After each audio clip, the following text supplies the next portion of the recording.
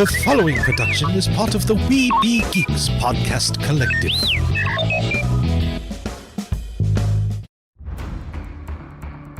From days long ago, from uncharted regions of the universe, comes a legend. The dream that came through a million years, that lived on through all the tears. It came here, the Fandom Nexus. Fabulous secret powers were revealed to our host as he plugged in his microphone. I have a podcast! Here he is, your Spider-Pan, Jeremy.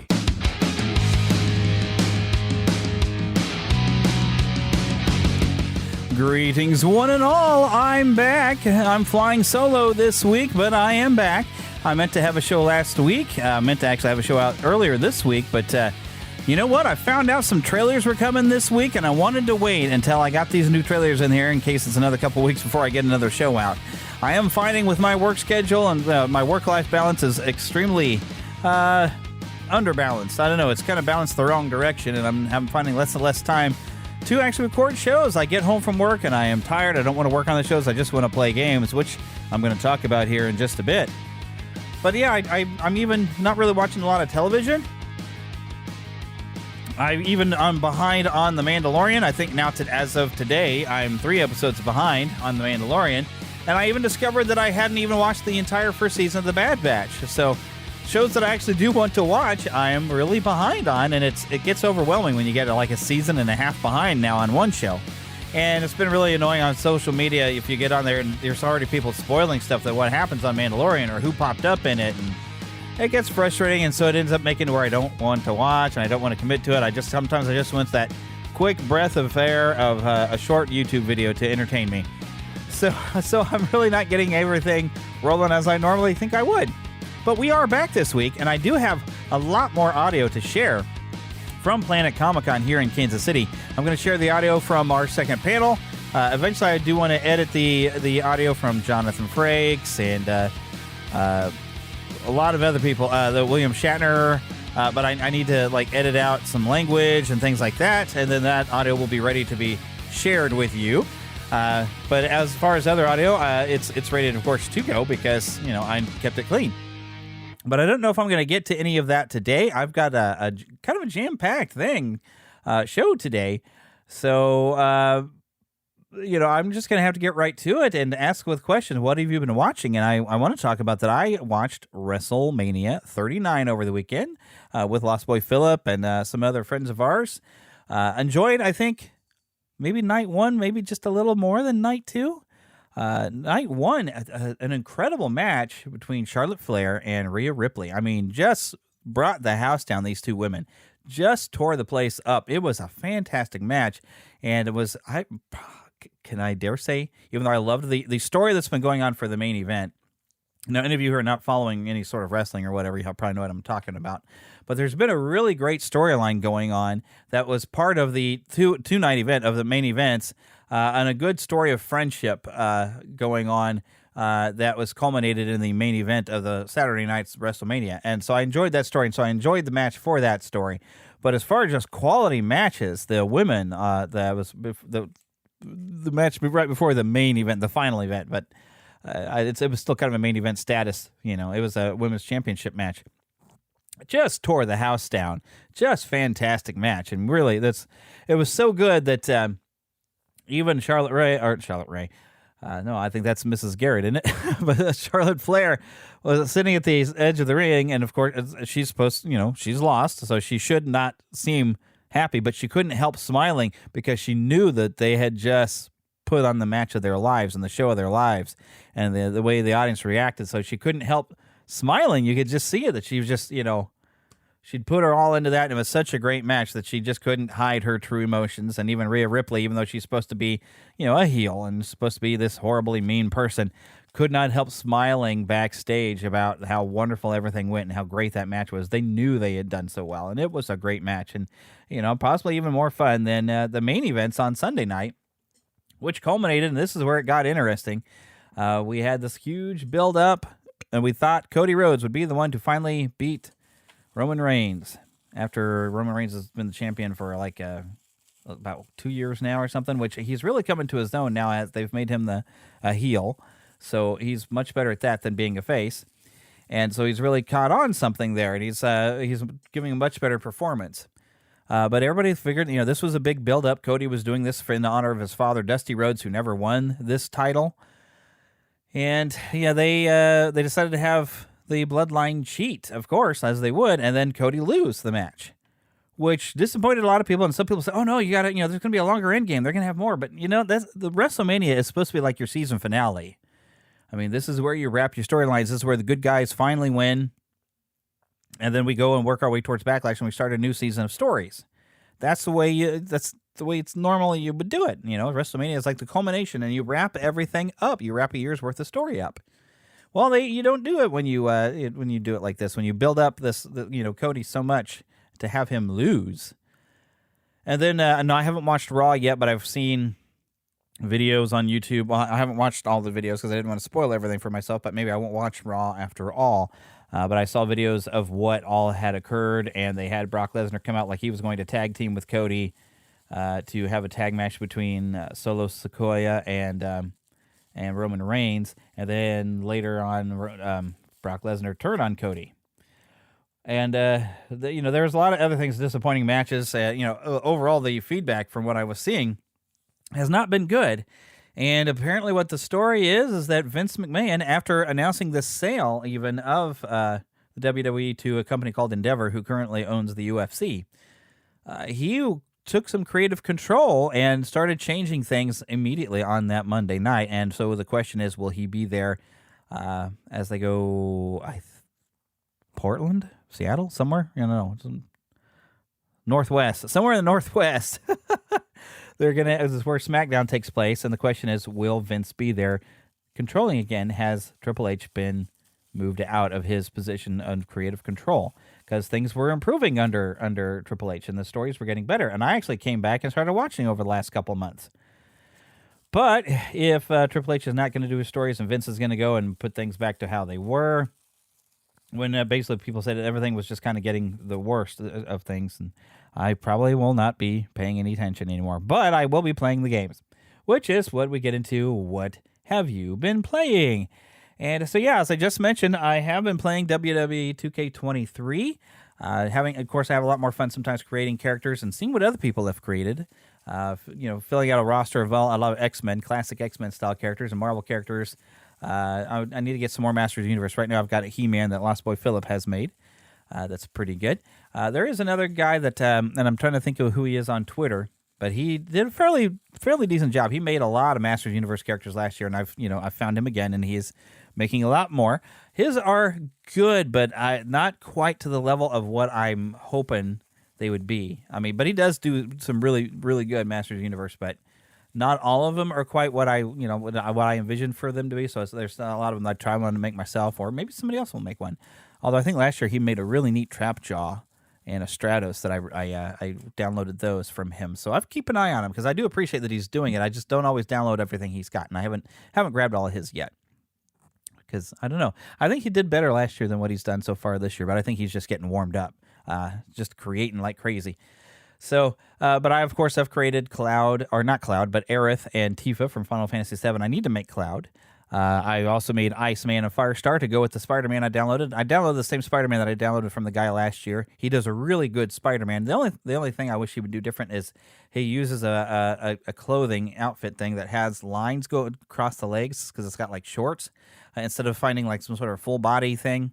And I don't know if it's somehow it makes it easier for the rest of the design of what he's trying to do, but it just puts these lines across the legs, and I hate that. But otherwise, he does a really good job of making Spider-Man. So I've downloaded Spider-Man. I've made an Iceman and Firestar to go with them because, of course, we have to have the Spider Friends. I have, of course, created myself. If you are looking to play as me, or if you'd like to beat me up, search for Spider-Pan Jeremy. That way, my last name is not necessarily in there. Stalkers. But yeah, you can find me if you search for Spider-Pan. And heck, if you follow what my creations, I've developed a ring and a show and all this stuff based on the Neverland Fandom Nexus. So there's some fun in there, and I've got some fun characters. Hopefully, you'd like to play with that. I'm planning on making more. Philip makes a lot of great characters.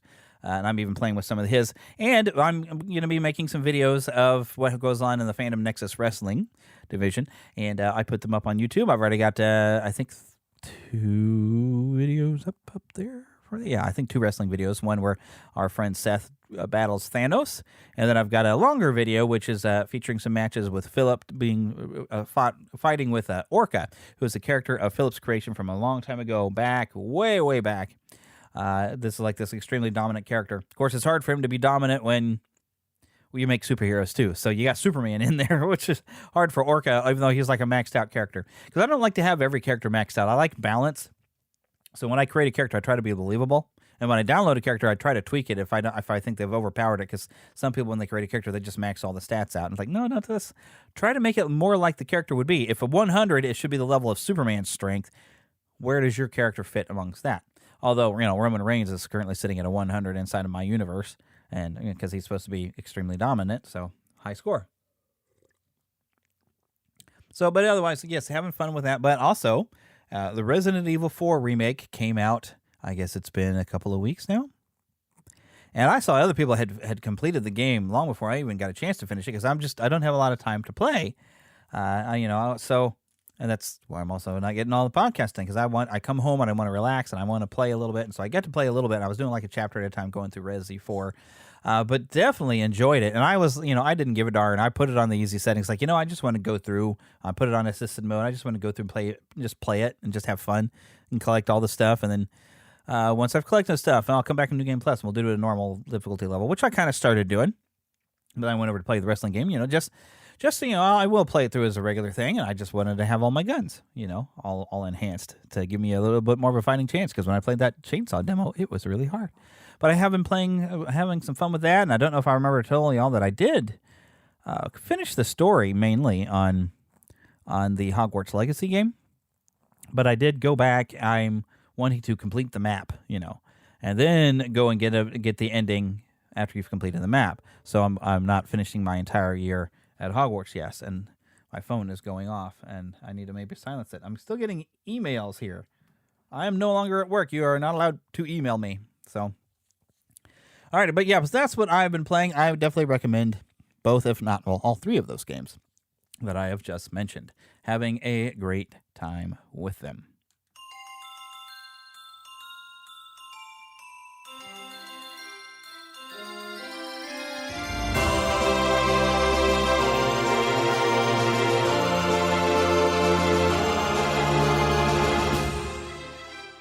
Spanning the Disney and geek universe to bring you the best in comics, toys, movies, and entertainment. This is news from around Neverland. We got a quick look at a new Final Fantasy 16 trailer that basically shows you the world of, I think it's Valisthea? Or Valisthea? I'm going to say Valisthea. I don't know, but that's the world. And we got a nice look at it here in a video that just looks incredible. I mean, really, Square Enix is really, their world creation for Final Fantasy games is pretty amazing anyway, but with the level of what they can do on a PS5, it just looks phenomenal. Can we just say that? It just looks phenomenal. I am so pleased with what I was seeing here. And you're going to be playing as a character named Clive Rosfield, or Rosfield, probably Rosfield, I don't know. You're on a mission to free mankind from its fate, with the use of iconic, which is EIKONIC powers at his disposal to overcome the obstacles of enemies that lie before him. This game, Final Fantasy 16, will launch June 22nd on PlayStation 5. I do plan on saving some money aside to get that as well. Heck, we've even got Star Wars Jedi Survivor coming very quickly, but I've spent all my money at Planet Comic-Con. I really did.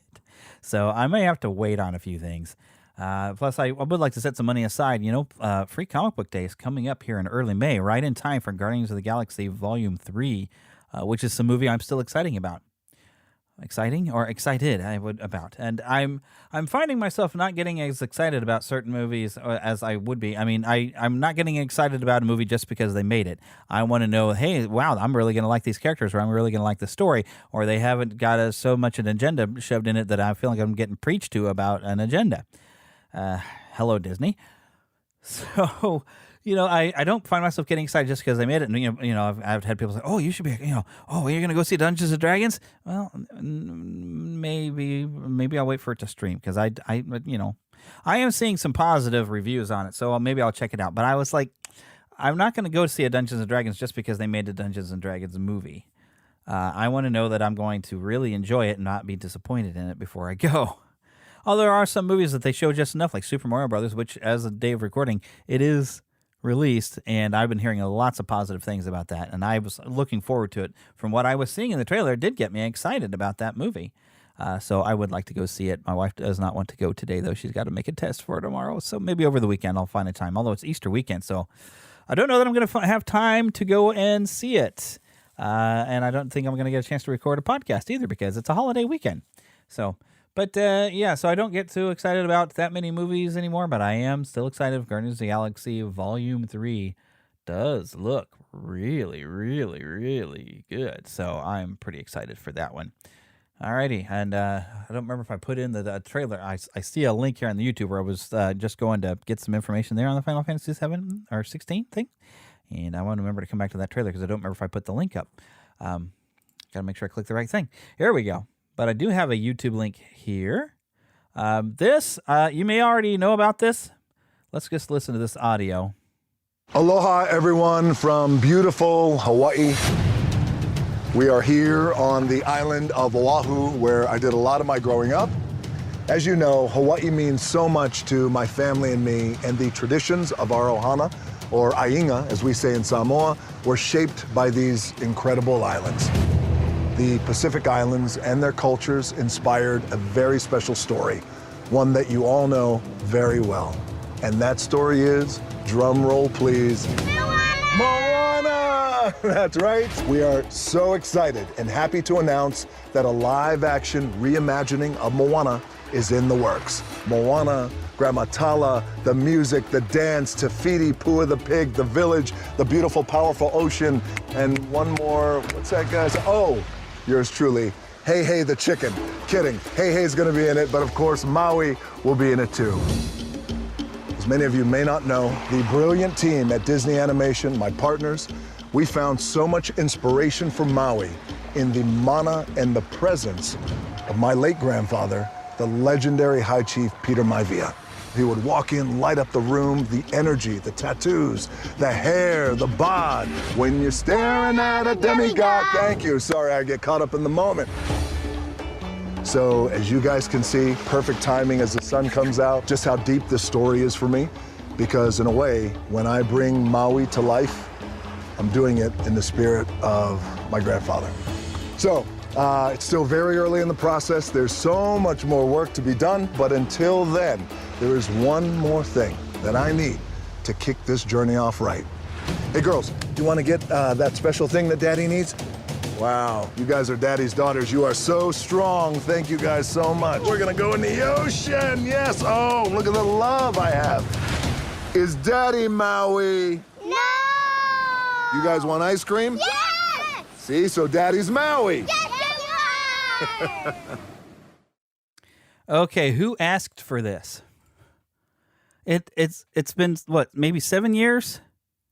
Did we need a live-action Moana? Did we really? I'd like, a sequel would be nice. I'd be down with that. But we needed a live-action version of this. And a lot of, this is getting, a lot of people are kind of just rolling their eyes. Finally, people are starting to come around and really, and say, what is Disney doing? Are they just out of ideas? Is it just that bad now? I mean, they had a lot of massive layoffs going on this week. I didn't really pay a whole lot of attention to. I don't really cover a lot of Disney news anymore. And I'm glad for it because, goodness sakes. I mean, Maui was a pretty good movie. Did we need a live action version? No, I like the animated version. It's good. It's not that old. They're still in the early stages. Well, you're early enough to where you haven't spent a whole lot of money. You can stop. You can stop. We don't need any more of these live action versions. You're dealing with a company that made its reputation on making fantastic and beautiful and wonderful animated movies. And now you're not. But we'll move on because I don't want to get stuck on that. Something else, though, that a little bit of a mixed reaction on this one, where Harry Potter TV series, according to Deadline, for HBO Max, inching closer to reality with J.K. Rowling in talks to produce. Now, of course, when she goes to produce it, there are certain people in the world that are going to be all upset that she's working on her own creation. Whatever. They don't have to go and enjoy this. That's fine. But I have said, I probably even previously on the show, how much I think a Harry Potter animated series would be very cool. And maybe you could dive deeper into the books and a little bit more information. And I don't know that this would be an animated series, but they're looking at an HBO Max television series to focus one book per season of all 7 of the Harry Potter novels. So, I mean, I like the idea.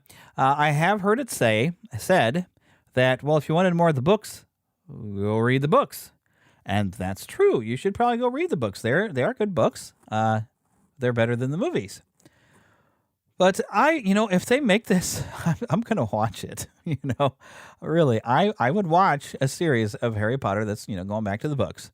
So I would, after I get a look at this, I'll determine if I'm excited. But I'd kind of like to see it as an animated, if it was done well. Some good animation from. Warner Brothers, they're capable of doing some good animation. So that's kind of I'd like to see, but I don't know that that's what's going on with this. So, but we'll see, because I kind of like the sort of the art style that we got on like the American books covers, and I think even when the first movie was coming out, I've even got some little statuettes of Ron and Harry and Hagrid. That's more of that artwork style. If the animated series looked like that, I would be happy.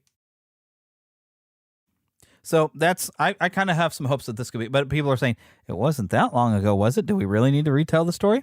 No, probably not. But honestly, with this one, I think I would go, because there's so much that didn't get told in the movies that if you could do it as a series and put all the details in it and do it right, I think I could go for that, to be honest. Also from Deadline, Monk returns as Peacock orders reunion movie starring Tony Shalhoub in the original series cast. So this is a follow-up movie coming to Peacock. NBC Universal streamer has ordered Mr. Monk's Last Case, a Monk movie. I actually first saw this on the Monk official YouTube channel. They posted it as not as a video, but as a just direct text post that said that they were going to do this. This is going to have the original creatives team for the series, including the creator, executive producer, and the writer Andy Breckman, executive producer David Hoerman, and executive producer director Randy Zisk. Studio behind it is UCP, a division of Universal Studio Group. So if you'd never watched Monk, I'm pretty sure that you can watch it on Peacock. It was a lot of fun. It was funny. It was heartwarming, and it was just good detective stories for what we would call the defective detective. See, good detectives always have some sort of weird personality quirk or a flaw or something like that, right? And of course, Monk was that he was a germaphobe, and I wouldn't call him cowardly, because he would fight for right, and he would find his courage when he was terrified of stuff, but he always had to face his fears, and he was terrified of everything, but he had to face them. So I wouldn't call him a coward, but he was afraid of things, and had to have everything organized such a way. He had a lot of mental phobias and stuff like that. But that just made him very, very interesting as a character, and made it a very funny series. And Tony Shalhoub is just charming. He's just a fantastic actor. And so bringing this character back, I'm excited. I can't remember if I caught the season finale. I don't know if I've seen every episode of Monk, so this would be a good time for me to add that to the list of shows I want to watch. Because I don't remember the series finale of Monk. I probably watched it, but I just, for some reason, I don't remember it. Okay, but of all the things to be excited about, here's from Fox News. Disney's live-action remake of The Little Mermaid rewrites songs like Kiss the Girl to teach consent. Now, that's not the only song that's gotten rewritten. It's about to play video. I need to make sure. There we go. We've also got a rewrite of Poor Unfortunate Souls. Because Kiss the Girl needed to be rewritten because it needed to be clear to viewers that Prince Eric would never force himself on Ariel. Did anybody think he was forcing himself on her in the animated classic? And on Poor Unfortunate Souls, the concern was that might make young girls feel somewhat that they shouldn't speak out of turn. The The line in there is, the men up there don't like a lot of blabber. They think a girl who gossips is a bore. Yet on land, it's much preferred to ladies not to say a word. After all, dear, what is idle babble for? Now, was anybody offended by that line? But see, when you put this line even in the context of Ursula is trying to convince Ariel to give up her voice, of course she's going to say stuff like this. I mean, it just makes sense for story. So I don't know what this probably wasn't Alan Menken's idea. I mean, I'm sure there's some additional songs been written for this live action Little Mermaid.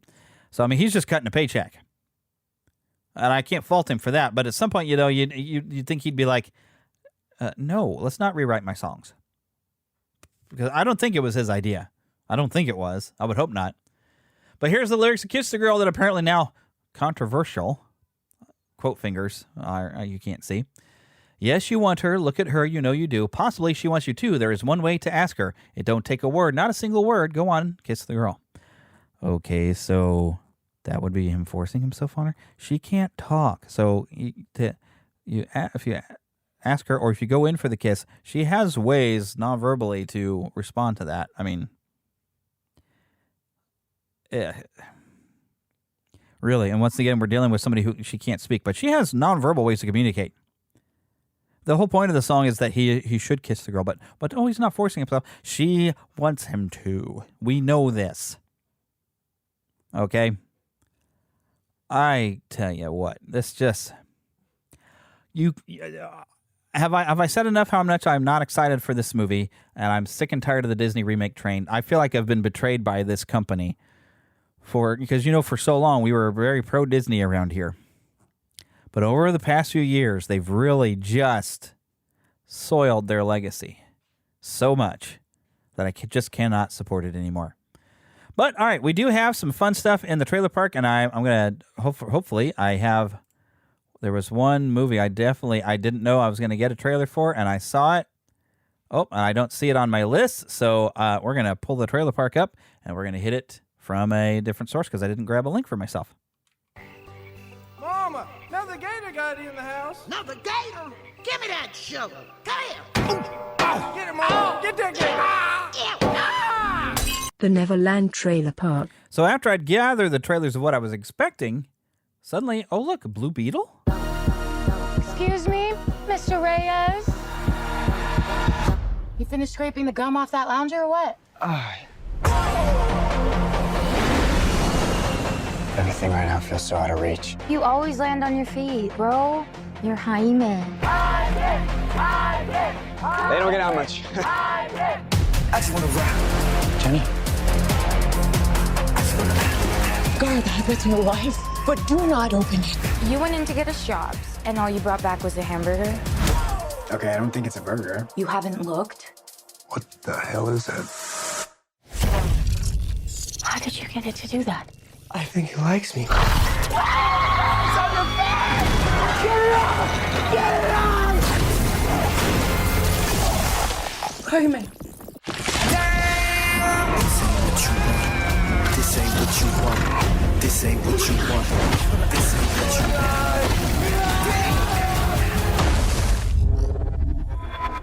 What the? Your host acquired. Who said that?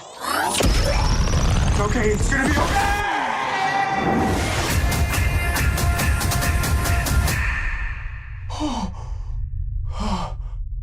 Space. Re-entry systems ready. Wait, no. This ain't what you want. This ain't what you want. This ain't what you want. What is going on? I just want to rock. It's called the Scarab. It's some kind of world-destroying weapon. It's designed to protect its host. This ain't what you want. Sometimes it does what you want, and sometimes it doesn't. Body out of here. I think I cut a bus in half. The Scarab chose you, but it belongs to me. That love you feel for your family makes you weak. I just want to rock. You won't kill my dog, stand on my money, don't know my side. The universe has sent you a gift, and you have to figure out what you're going to do with it. That's my high. 1, 2, 3, 4, 5. Whatever you can imagine, I can create. Let's party. Yeah! Nice choice. I just wanna rap.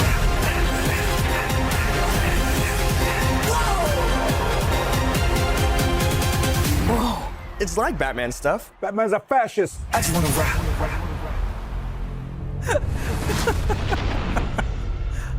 That line just makes me laugh. Batman's a fascist. That's just, I don't know, it's just funny to me.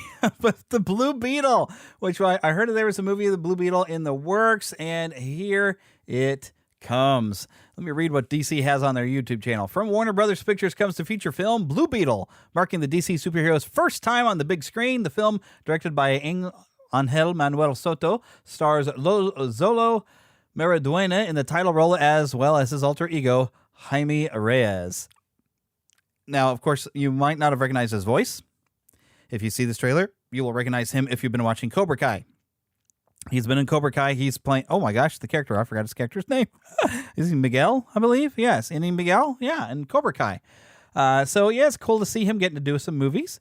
He's a recent college grad. Jaime Reyes returns home full of aspirations for his future, only to find that home is not quite as he left it. As he searches to find his purpose in the world, fate intervenes when Jaime unexpectedly finds himself in possession of an ancient relic of alien biotechnology, the Scarab. When the Scarab suddenly chooses Jaime to be its symbiotic host, he is bestowed with an incredible suit of armor capable of extraordinary and unpredictable powers, forever changing his destiny as he becomes the superhero Blue Beetle.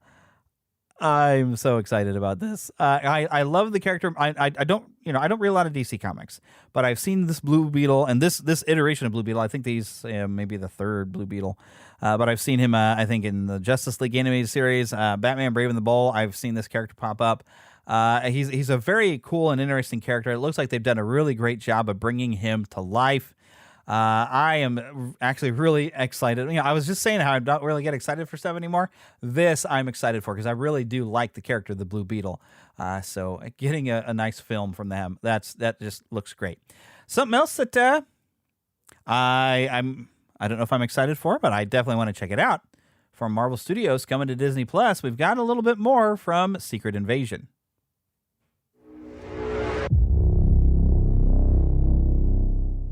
Fury.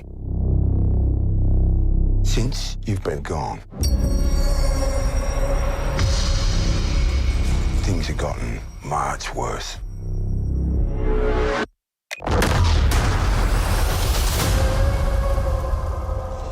How do you think I came back?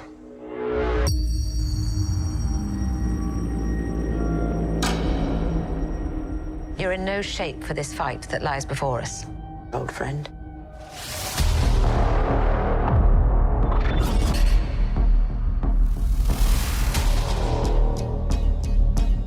This is personal. Very few of us know about the wars fought in the shadows that have raged on this planet. Do you feel responsible?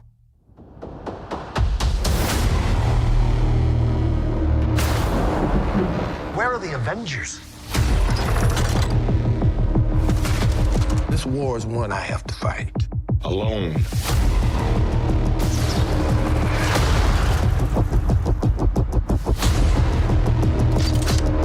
You're the most wanted man on the planet. You don't know what they have planned for you. The great Nick Fury.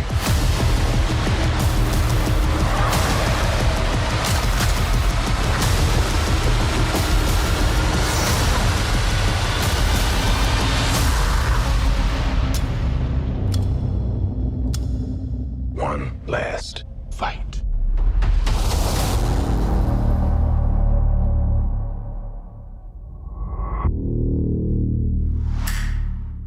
June 21st on Disney Plus. Now, the original Secret Invasion was when it turns out some Skrulls had replaced many of Marvel's superheroes, including like a Skrull Queen was Spider-Woman. And that when they found that out, that was what launched the entire thing. I didn't really read a whole lot of the Secret Invasion in the comics and everything, but I don't know what sort of spin they're going for here. This looks more kind of a spy thriller, but there's definitely some alien stuff going on.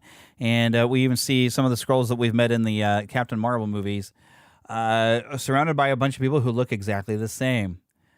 So is this maybe the villainous Skrulls we've been waiting for coming along? I don't know. They're keeping it very quiet, but so it looks like very much a Nick Fury spy thriller with some, of course, Marvel and Alien levels. But I'm interested to check it out. I don't know that I'm super excited, but I'm interested to check this out. It does look very interesting. So yeah, I'll be looking forward to checking that out and add it to the list of things that I need to see. Hey, I didn't mention Super Mario Brothers actually opened today, but you know what? I actually had on the list the final trailer from Universal Pictures. So you know what? Let's just go ahead and listen to it, just because. Why not?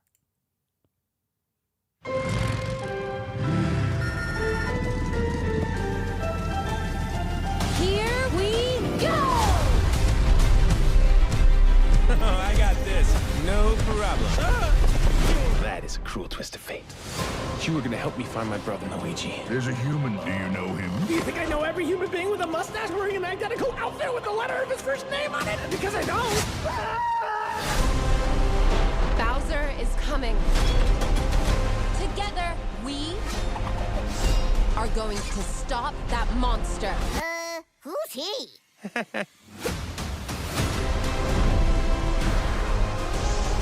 There's a huge universe out there. Whoa. With a lot of galaxies.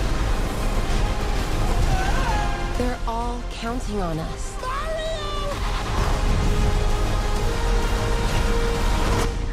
No pressure.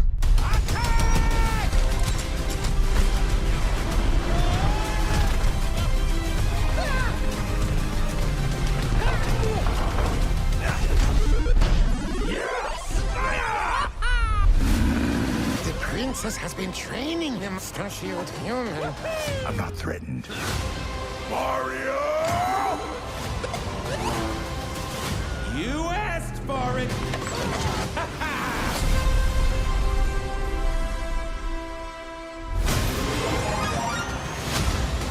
Meow. Ah! You got the cat box! Oh my... I'm sorry. Okay. Now you die. So this has already opened. I'm hearing some positive things about it, that it has been very enjoyable, and it does balance things out between Mario and Luigi, and you don't get them really together, which is what you're kind of hoping for until like later on, I guess. But the one question that I've had about the movie is a lot of the footage we've seen, it seems Peach is quite capable on her own. So I was like, okay, if she's capable of all this stuff, and she's actually teaching Mario how to navigate and do this stuff, what does she need Mario for? So I'm hoping they've done something that explains that. The only thing they've talked about is explaining why Mario's not going to have an Italian accent. And I didn't need an explanation of that. He's from Brooklyn. Give him a New York accent. And from Brooklyn, you know, an accent. That I said accident. An accent that like he sounds from. He's from Brooklyn, you know, something like that would have been fine. I could have gone with that, you know. But he doesn't need the Italian accent. I mean, he's not from Italy. He's from Brooklyn. It just happens to be Italian, you know. Do Italians from Brooklyn all talk like they just came off Italy? I don't think so. I wouldn't imagine so. Granted, if you go to New York, man, when I was there a long time ago, when I was just a teenager, I heard about every language in the world in that Manhattan area. So I mean, it is definitely a diversified area. So I guess it's possible. But I'm thinking if he talks like somebody from Brooklyn, I'm fine with that. You know, I don't need an explanation why he doesn't have the Italian accent. You know, I don't need the "It's-a me, Mario." I don't need that. So I know a lot of people do, but I just want an explanation of why Peach needs Mario. The way they set it up looks like she's capable. The other question I have, and I've gotten the explanation. Well, in Japan, she was always Peach. But you remember here in the States, we had Princess Toadstool, and she was a redhead in the games and the cartoon and all that. I would love for them to do something to kind of explain that and have some fun with that idea, that there was a Princess Toadstool that might be separate from Peach or something like that. Because we have a Princess Daisy that's in Super Mario Land instead of the Mushroom Kingdom. And Daisy was used in the previous live-action movie. It would be nice to even have a little shout-out to Pauline, maybe, in the Brooklyn area. Maybe Pauline would be at least a friend of Mario and Luigi's. You know, Pauline from Donkey Kong.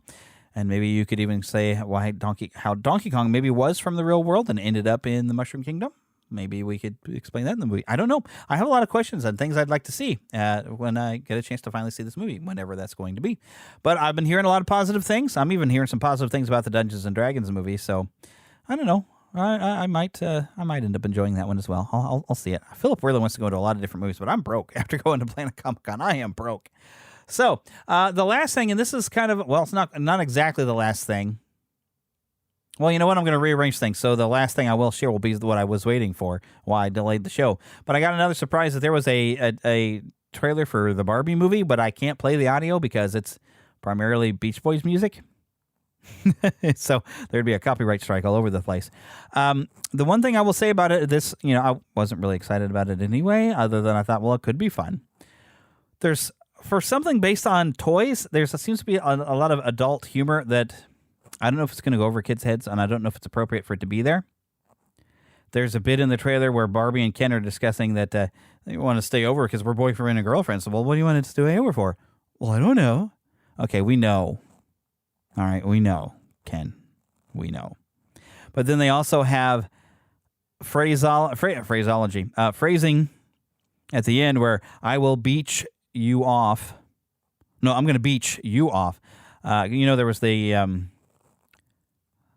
I don't know where the story was going with that, where Ken was going to have turned out to have been gay or something, and having him and another guy talking about they're going to beach each other off. Okay, I don't think I need to explain this to you. But you know what that sounds like they're saying. I didn't find that to be appropriate for what, kids might want to see this movie. It's Barbie. It's a toy. Now, granted, I don't know that kids are really playing with toys. They're playing with their phones all the time. And most toys are now going to collectors. And even Barbie has collectors that go after Barbie dolls. And they have like specific dolls of different, I even remember when I worked at a toy store, we had an Audrey Hepburn Barbie, So they're making Barbies off of different celebrities and different things. And they're more like collector's items, I think maybe for adult collectors. But they're still toys. And I'm sure there's lots of little girls all over the world who have Barbie toys. And I don't think it's appropriate to put adult humor in there. Overall, though, they did show us a little bit of what the plot's going to be. She's going to go to the real world. Oh, it's shocking. I would have never have guessed they'd done that. It's never been done before. Masters of the Universe and Elf and a lot of other movies where you have somebody from a magical place that suddenly ends up in the real world. Enchanted. I don't know. Have we never seen this before? But that's the story of this one. And then Will Ferrell is going to play the corporate executive person who's going to try to exploit Barbie or whatever. I think even Santa Claus the movie kind of did this. I mean, I feel like this is a plot we've seen before. It is kind of funny, some of the stuff they show in the trailer. You see Barbie walking around in high heels. She steps out the high heels, and she's still on her tiptoes, like her feet are still in that position. That's kind of funny. And it's also kind of funny at one point, Barbie is saying hi to everybody else who is also named Barbie. And, of course, every male who's also named Ken. So that's kind of funny, but kind of like, I get it. It's funny because all the dolls are named Barbie too, except for there's a lot of dolls that are not named Barbie as well. But yeah, not excited. But something that I am kind of, although I'm feeling a little predictability, Spider-Man Across the Spider-Verse, we've got the official trailer number 2. My name is Miles Morales. I'm Brooklyn's one and only Spider-Man.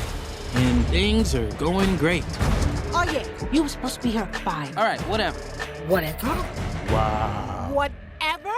So are you like a cow or a Dalmatian? I am the Spot. That's not funny. Don't do that. Miles's grades are pretty good. A in AP Physics. That's my little man. And a B in Spanish. What? Ooh, okay. Miles. Are you trying Mira, eso es imposible. I gotta go. All right, bye. He's lying to you. And I think you know it. What's up, danger? Miles! Want to get out of here? Oh, when? So wait a minute. There's an elite crew with all the best spider people in it? Who's the new guy? This is unbelievable. This is the lobby. Miguel O'Hara. The whole thing was his idea. What's a guy got to do to join this spider team? You can never be part of this. Don't even get me started on Doctor Strange and the little nerd back on Earth 1999-99. Come on, go easy on the kid. He had a terrible teacher. Peter. Miles. Mayday. You have a baby? I have a baby. I'll take it from here. Miles, being Spider-Man is a sacrifice. You have a choice between saving one person and saving every world. I can't do that. I can do both. Spider-Man always. Not always. What about Uncle Ben? If not for Uncle Ben, most of us wouldn't be here. Can't stop me now! You can't run forever, kid! I can't lose one more friend. Miguel, this isn't what we talked about. You knew? I have no idea what you're doing! Everyone keeps telling me how my story is supposed to go. Nah, I'm gonna do my own thing. All stations, stop Spider-Man. You? Me?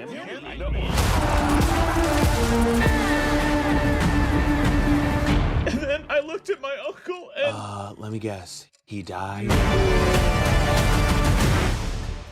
All right, June 2nd, Across the Spider-Verse, the new Spider-Man animated movie featuring Miles Morales. Now, you might recall, those of you who have been with us for a long time, I wasn't that enthused with the first one. When I first was seeing stuff, I didn't like the choppy animation, but then I saw it and I loved it. It was a lot of fun. I haven't watched it in a long time. We have to go watch that again before this new one comes out. But I was surprised at just how good that first animated movie really was. Really enjoyed it. I know Philip really had a great time when because I bought it, and of course when we watched it over at his house at the time, and he was just so super excited about it. It's like, this was just great. It was so much fun. So I expect I might end up loving this almost just as much.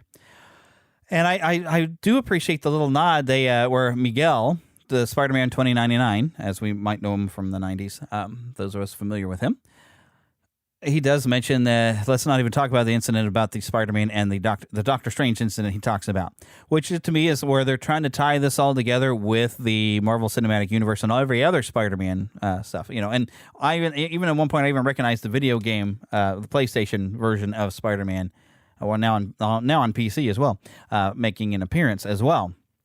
So I mean, this is tying together everything that's a Spider-Man. It's an entire Spider-Verse. But what I'm seeing in storyline feels like something we're going to see more than once this summer. The Flash is going to pretty much bring us the Flashpoint Paradox storyline, where the Flash goes back, tries to alter time, creating a multiverse by trying to save his mother. This time, Miles looks like he wants to try to save his father, and thus perhaps dooming the rest of the multiverse. And he's thinking about one life instead of all of the others. But that is a big Spider-Man style choice, the sacrifices he has to make. And even it was a really great way. Granted, okay, all right, the newer Spider-Man game is quite a few years old now. So I'm assuming if you wanted to play it, you've played it by now and you've gotten to the ending. Otherwise, spoiler warning, play yours for a few minutes, whatever it's going to take. But at the end of the game, it's a brilliant ending of the game where Peter Parker has to choose to save Aunt May's life or save all of New York, every life in New York. And so I see that they're going with that theme. It's a pretty good idea for a Spider-Man theme of he's going to have to make that choice. But what we're seeing is, because I was even talking to a guy on Facebook, and he says, why would they make Miguel such a jerk in this? And I said, well, I don't think they're making Miguel a jerk. I think Miguel is just looking at the bigger picture, and Miles is going to have to learn that as well. And I have a feeling that Miles is going to have to learn a lesson that it's going to require sacrifice, but he might be breaking the multiverse Spider-Verse by trying to save his father, which should not happen. So I think that's going to be part of the conflict. So it's not so much that the Spider-Man of 2099, Miguel, I can't think of his last name, is so much the villain as he is just an antagonist to Miles, who is our protagonist, but doesn't mean that Miguel is wrong in what he's doing. So I figure Miles will find out Miguel is right by the end, that he's going to have to make sacrifices, and that's how you save the world. Sometimes it's by sacrifice. So I feel like I'm going to have already seen this story before, but I'm interested to check it out because I didn't expect much out of the first one, and like I said, I ended up loving it. So I expect that I'm probably going to enjoy this more than I would have thought. Okay, but I don't really have time to play the audio. We're almost running into the hour. I'm about 10 minutes away from the hour, but I covered everything I wanted to. I don't have any main topic stuff to talk about, other than I want to talk about what I want to do and what I see happening for the future of this show. I do want to get back into those retro roots. I think I've talked about that many times. We cover a lot of new things coming out, movies and stuff like that coming around. But I want to start tapping and getting right back into some of the classic things we enjoyed when we were kids, movies, television shows, And Philip and I can have a grand time talking about it, although that can be difficult. Philip, he's got his health problems. In fact, after 5 months of no seizures, he had 3 really bad ones. And so those of you that pray, be praying for him. But I've tried to be positive. It's like, well, the device is almost perfected. That he had these implants that he's had to put in. Maybe just a little bit of tweak, and it might stop his seizures altogether. Then he'll be able to go back to life as normal. He'll be able to drive. Only problem is he's got a really bad arthritis in his knees, and he can barely move his knees. He needs some knee surgery. So he needs to lose some weight in order to do that, though, too. So he's kind of in bad shape. He can't hardly get up and move because of there was the chances of seizures and stuff because he strains himself and it weakens him. But I feel like we're close to getting that under control. But he had 3 really bad seizures one day.